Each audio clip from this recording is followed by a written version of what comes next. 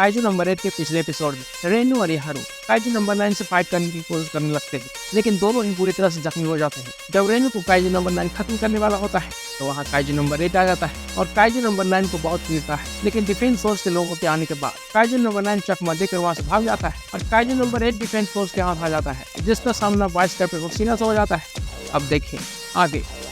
काफा को समझ नहीं आता है कि वह क्या करे। काफा हुसीना पर अपने पंच का इस्तेमाल नहीं करना चाहता था। अचानक हुसीना के तलवार से काफा घायल हो जाता है, जिसे देखकर काफा समझ जाता है कि अगर वो कुछ नहीं करेगा तो वह हुसीना के द्वारा मारा जाएगा। काफा हुसीना के अटैक से बचने की कोशिश करने लगता है, लेकिन हुसीना बहुत ही तेज था। काफा को अपना शरीर सख्त करने का वक्त ही नहीं मिल रहा था। हुसीना के वार से बचते हुए काफा का एक हिस्सा कट जाता है, जिससे काफा का कोर दिखने लगता है। हुसीना को कोर दिख जाता है। काफा खुद को रीजनरेट कर लेता है। रीजनरेट करने के बाद काफा समझ जाता है कि रीजनरेशन में बहुत ज्यादा स्टेमिना खत्म हो जाती है, इसलिए काफा हुसीना का ज्यादा वार नहीं जा पाएगा और उससे वह मुकाबला जल्दी खत्म करना हो। अगली बार काफा हुसीना के हमले को डिफेंड करने लगता है। हुसीना हैरान होता है। हुसीना समझ जाता है कि वह काइजू जरूर 8.0 के फोर्टिट्यूड का होगा और वह एक दाई काइजू है। उस फाइट से हुसीना को अजीब फीलिंग आ रही थी।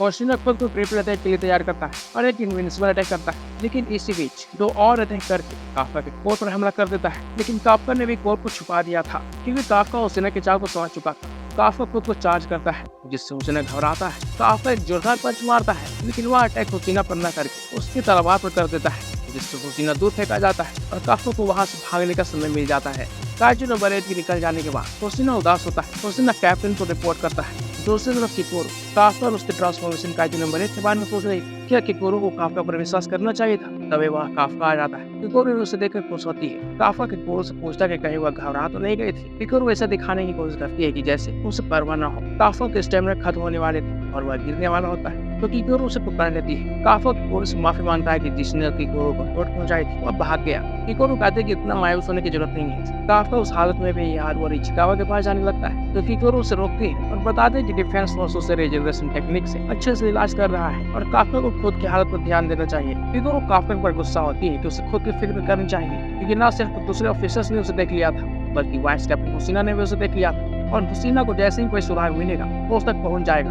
दूसरी तरफ हुसीना वहीं पर उदास बैठा हुआ था। वहीं पर कैप्टन मीना आती है और कहती है कि उसे उस तरह मायूस बहुत कम देखा है। मीना उसी पॉइंट में हुसीना का एक फोटो लेती है। मीना पूछती है क्या काइजू नंबर 8 इतना स्ट्रॉन्ग था? हुसीना बताता है कि उसे लगता है कि वह एक दाई काइजू है। मीना हैरान होती है क्योंकि कोई दाई काइजू 5 साल बाद नजर आया था।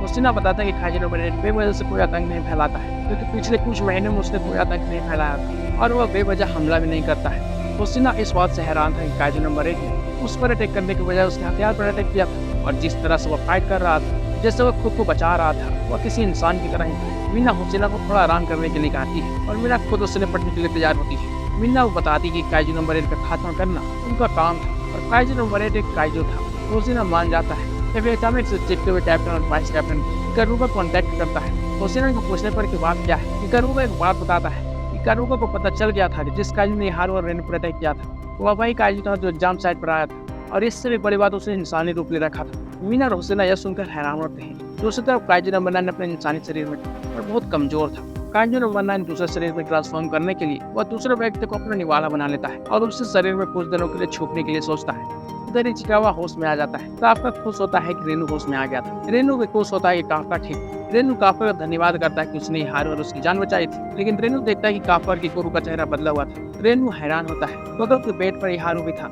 यारू पूछता है कि वह अंकल को थैंक यू क्यों कह रहा है। रेनू घबरा जाता है कि यारू को उसी रूम में था और बिना देखे उससे वह बात निकल गई। यारू कहता है कि उन दोनों की जान तो काइजू नंबर 8 ने बचाई थी, तो रेनू काफा को क्यों थैंक्स कह रहा था। किकोरू बात को बदल देती है कि वह शुक्रिया इसलिए कह रहा था कि काफा की वजह से योजी की रिप्रोडक्टिव ऑर्गन का पता चल पाया था, जिससे उनको मारने में मदद मिली। यारू समझ जाता है। यारू भी काफा को शुक्रिया कहता है। यारू अभी भी हैरान था कि काइजू नंबर 8 ने उनकी जान की बचाई थी। यारू काइजू नंबर 8 से बहुत इम्प्रेस था। काइजू नंबर 8 ने नंबर 9 के सर को हवा में उड़ा दिया था। यारू कहता है कि उन्हें उसे देखना चाहिए था। इस बात से काफा बहुत खुश हो रहा था, तो यारू काफा से पूछता है कि वह क्यों खुश हो रहा है। किकोरू कहते हैं कि खुश कहाँ हो रहे हैं, इनकी शक्ल ही ऐसी है। यारू कहता है हाँ सही कहा। अगले सीन में जब यारू और रेनू हॉस्पिटल से डिस्चार्ज होकर आते हैं तो सभी उसे सेलिब्रेट करते हैं। सभी अपने पहले मिशन की कामयाब होने पर उसे सेलिब्रेट करने के लिए रेनू और यारू को ठीक होने का इंतजार कर रहे थे। जब वे दोनों ठीक होकर आते हैं तो काफा पार्टी शुरू करवाता है। उस पार्टी का आयोजन काफा, किकोरू और हारुची ने मिलकर प्लान किया था। हारुची इजुमी टेक्नोलॉजी का वारिस था, जो जापान का सबसे बड़ा आर्म्स मैन्युफैक्चरर था। ये वही कंपनी थी जो एंटी काइजू सूट बनाती थी। हारुची किकोरो से भी ज़्यादा अमीर था। इसलिए जब हारुची से डिनर का इंतजाम करने के लिए कहा गया तो हारुची ने अपने सेफ का इंतजाम करने के लिए कहा था, लेकिन उसके सेफ ने एक ग्रैंड पार्टी का इंतजाम किया था। इस तरह ओशिना सभी को बधाई देता है कि उनका पहला मिशन बिना किसी जानमाल के नुकसान के हो गया है और यह बहुत कम होता है। इस तरह सभी खुद से एंजॉय करने लगते हैं। रेनू सभी को खुश देखकर बहुत खुश होता है, लेकिन होशिना थोड़ा देर रोकने के लिए कहता है और देखने के लिए कहता है। जल्द ही सभी ऑफिसर कुछ न कुछ बातों को लेकर बहस करने लगते हैं। रेनू हैरान होता है और उन्हें रोकने के लिए कहता है, लेकिन रेनू जल्द ही एक बात समझ जाता है। सभी मिशन की बातें कर रहे थे, सभी ने क्या गलती की और कौन कहाँ पर कमजोर है, वे एक दूसरे को बता रहे थे। जल्द ही रेनू समझ जाता है कि वो अकेला नहीं है जो ताकतवर बनना चाहता है। रेनू सभी की हरकतें देखकर हैरान हो रहा था। होशिना ये सब देखकर खुश हो रहा था क्योंकि यह हर साल की बात थी। लोग ही कहती है कि यह हर साल की बात है। लोग ही कहते हैं कि सभी हर साल ऐसे ही नौटंकी करते हैं।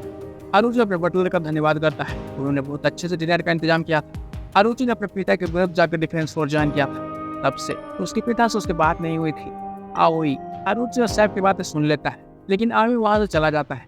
हारुची आवी के नेचर के बारे में जानता था। आओई दूसरों के मामले में टांग नहीं अड़ाता था। कुछ समय बाद होशिना एक अनाउंसमेंट करता है जो काफका हिवेनो से जुड़ा हुआ था। काफका हिवेनो अब एक फुल ऑफिसर के रूप में प्रमोट कर दिया गया था। सभी बहुत खुश होते हैं। काफका और इचिकावा बहुत ज्यादा खुश थे। तभी काफका को उठाकर उसे विक्ट्री टॉस करते हैं। आओई और हारुची भी खुश था। आओई हारुची से कहता है कि बहुत अच्छी शाम गई। हारुची भी हाँ कहता है। इस तरह अभी सुबह काफका हिवेनो के फुल टाइम ऑफिसर बैच मिल जाता है। काफका मीना से कहता है कि वो अपनी पूरी जान लगाकर काम करेगा। काफका मीना के सामने नर्वस था, इसलिए अब वो वहां से जाने की परमिशन मांगता है। जब काफका जाने लगता है तो मीना काफका से कहती है कि वह ज्यादा खुश ना हो। काफका रुक जाता है। मीना कहती है कि उसके बगल में खड़े होने के लिए वो अभी भी बहुत दूर है। काफका सोचने लगता है कि मीना को उसका और काफका का वादा याद है। काफका कहता है हाँ तुम देखती जाओ मीना। मीना मुस्कुराती है और एक सीनियर ऑफिसर के नाम से बुलाने के लिए काफका को 50 पुशअप करने के लिए कहती है। काफका कहता है कि उससे फिर से वही गलती हो गई। तब मीना काइजू नंबर 8 का नाम लेती है, जिससे काफका घबरा जाता है। मीना कहती है कि काइजू नंबर 8 और काइजू नंबर 9 की मीटिंग के लिए उसे हेडक्वार्टर में बस कराना होगा। इसलिए मीना ने वाइस कैप्टन होशिना को इंचार्ज बनाया था और सारे पेपर वर्क होशिना पर छोड़ देने के लिए कहा था। मीना काफका को बताती है कि वह होशिना ही था जिसने काफका को फुल टाइम ऑफिसर बनाने के लिए रिकमेंड किया था, क्योंकि आखिरी जंग काफका की समझदारी की वजह से ही पूरी हुई थी। काफका हैरान होता है कि वाइस कैप्टन ने काफका को रिकमेंड किया था। मीना काफका से कहती है कि वह होशिना की उम्मीदों पर खरा उतरे। काफका हाँ कहता है। उस दिन काफका देर रात तक अपनी पढ़ाई कर रहा था। काफका देखता है कि अब ज्यादा देर हो गई तो वह सोने के लिए जाने लगता है, क्योंकि काफका नहीं चाहता था कि वाइस कैप्टन होशिना फिर से लेक्चर दे। काफका जाने लगता है तो वह देखता है कि ट्रेनिंग रूम की लाइटें अभी भी ऑन है। काफका हैरान होता है क्योंकि बहुत देर हो चुका था। काफका सोचता है कि कोई लाइट बंद करना भूल गया है, इसलिए काफका वहाँ चला जाता है। ट्रेनिंग रूम को देखते ही काफका हैरान हो जाता है। वहाँ वाइस कैप्टन मौजूद। काफका देखता है कि होशिना मेंटल इमेजिनरी ट्रेनिंग कर रहा था।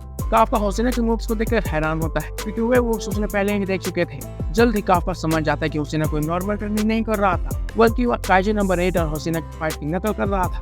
काफका उस ट्रेनिंग को देखकर डर कर वहीं पर बैठ जाता है। होशिना की नजर काफका पर पड़ती है। होशिना काफका से पूछता है कि वो फिर से इतनी देर तक क्यों जाग रहा है।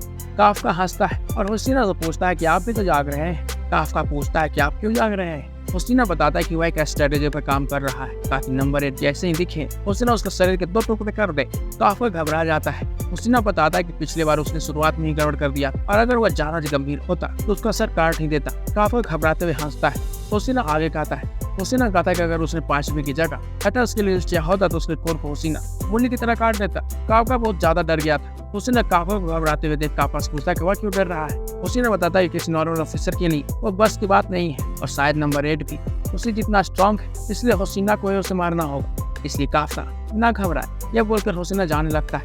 काफका वाइस कैप्टन से इम्प्रेस होता है। वाइस कैप्टन न सिर्फ लोगों को सुरक्षित रखना चाहते हैं बल्कि सभी ऑफिसर्स को भी। काफका होशिना को रोकता है। काफका होशिना से कहता है कि वह जंग में होशिना की पूरी मदद करने की कोशिश करेगा। होशिना कुछ नहीं बोलता है। होशिना काफका को जकड़ लेता है और काफका से कहता है कि प्रमोशन मिल गया है, वह हीरो बन रहा है, 1% पावर वाला उसकी मदद करेगा। काफका छोड़ने के लिए कहने लगता है। होशिना छोड़ देता है। काफका रेंगते हुए होशिना को बाय कहता है और जाने लगता है। होशिना काफका को रोकता है और कहता है कि वह काफका से 1% की उम्मीद तो रख ही सकता है। होशिना कहता है कि वह ऑफिस जा रहा है और काफका सो जाए। काफका हाँ कहता है, लेकिन उसी रात सिटी के ऊपर कई काइजू और दाई काइजू मंडरा रहे हैं। क्या होगा ऑब्जर्वेशन काइजू एक साथ डिफेंस फोर्स पर अटैक कर दे या एंटी काइजू डिफेंस फोर्स उस अटैक के लिए तैयार है। देखना ना भूले काइजू नंबर 8 के अगले एपिसोड में।